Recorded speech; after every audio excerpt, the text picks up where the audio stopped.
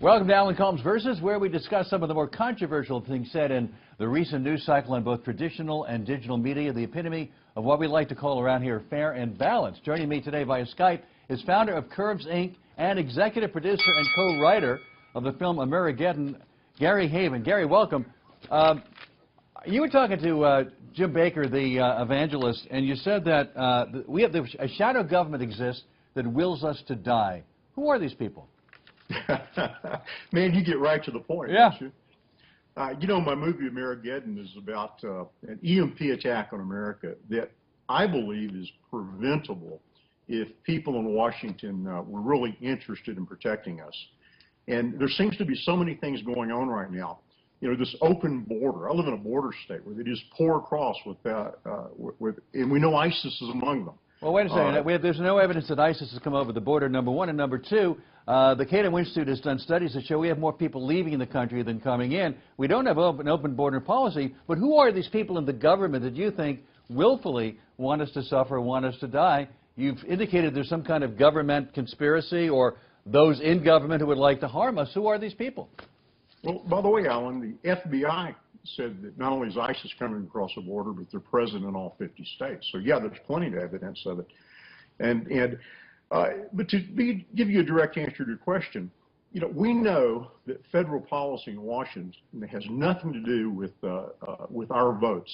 The Princeton University Northwestern. No, but Gary, I'm really asking a specific question. Who are the people behind all this that you're claiming is the shadow government that wills us ill? Who are the people you're talking about? Well, there is a shadow government in Washington that makes the decisions, that directs our politicians. Who are these people? Well, I'm sure George Soros is among them.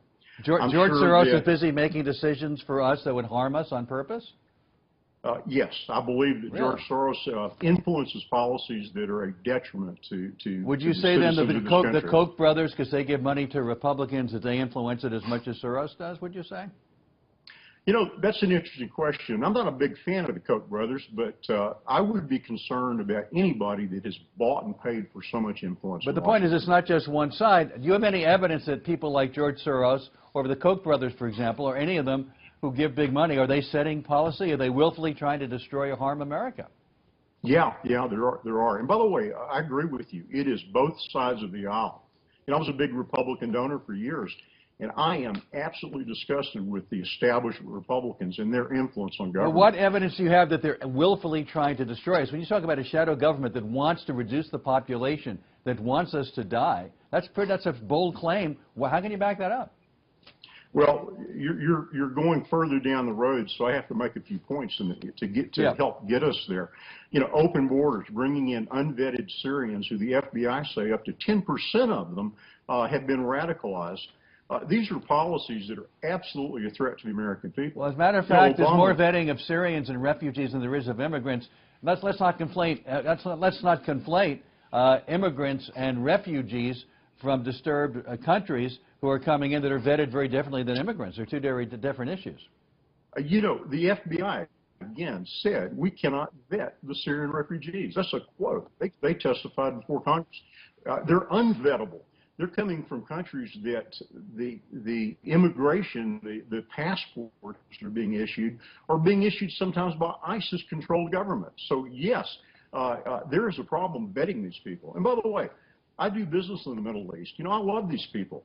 But you just can't bring people into this country who we don't know who they are. But what I'm trying to get to, I'm trying to get the heart of this in a very short time we have, which is who are the people that are purposely trying to hurt America, reduce its population, and what evidence do you have that you can link those people to that kind of activity? Well, I'll give you a quote. Henry Kissinger said that the only thing standing in the way of a new world order is a strong America. And I don't know about you, what that means to me is that they need to diminish America so that they can acquire absolute power. And there is a pursuit for power that's been going on for a long time. Who's the they? Who's the they pursuing this, who want the power? Well, Kissinger, you have a number of people that are in the moneyed interests that are corporatists. I believe Jamie Dimon has a pursuit of power and wealth. This exchange of wealth that's been going on by bailing out the banks are on the backs of American savers and the backs of American taxpayers. Well, this is definitely undermining the freedom and the fortunes of this country. Well, and we all have the freedom to give. Actually, because of Citizens United, we can give as much money as we want because corporations are people, said the Supreme Court. But listen, there's lots more to pursue, but you'll see more about it in the movie AmeriGEDDON. That's Gary's film. Gary, thank you very much. And be sure to follow Gary on Twitter at AmeriGEDDON Film and check out AmeriGEDDONTheMovie.com. I'm Alan Colmes. Thanks for watching.